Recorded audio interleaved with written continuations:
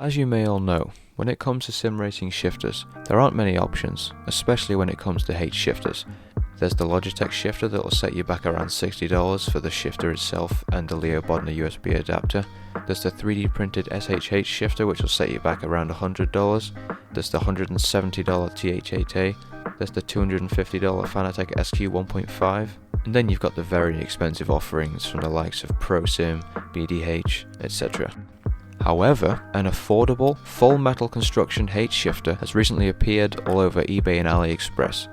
Now, I've only seen 4 or 5 videos covering this shifter, one from Sim Racing Corner, I'll leave the link to that in the description, and some other videos from some Korean YouTubers which I'll also link in the description for anyone interested. This shifter, for only around $70, gives you a great all-round package. It's got a nice shifting feel, a nice weight to it, it's solidly constructed, and it seems to be durable so far. And as long as you have a relatively adjustable wheel stand or cockpit, it's easy to mount it in whichever position you like. Now, when it comes to the shift feel, there are a couple things to note about this shifter. The first thing is that it's stiffer going to neutral than it is going into gear. So if that's something that would turn you away from this shifter, then you might want to look at the SHH, which is another fantastic affordable option that I highly recommend. But even with that little quirk, it still feels so much better than my old Thrustmaster TH8A shifter, which, as everyone knows, just feels numb and underwhelming. The tension of the lateral spring on this shifter is quite strong and it feels really nice in the hand, but it is very loud, so if noise is a concern, I would avoid this shifter because it is a very loud shifter. I'll let you listen to it now.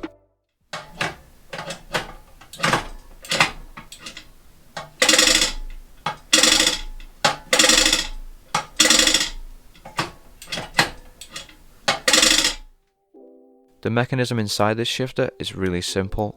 Sim Racing Corner uploaded a fantastic teardown video of this shifter which I'll also leave in the description in case you want to check that out. There are quite a few variants of this shifter.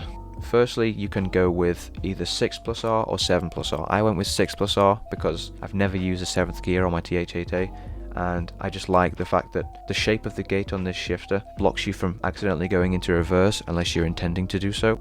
I find it to be fantastic.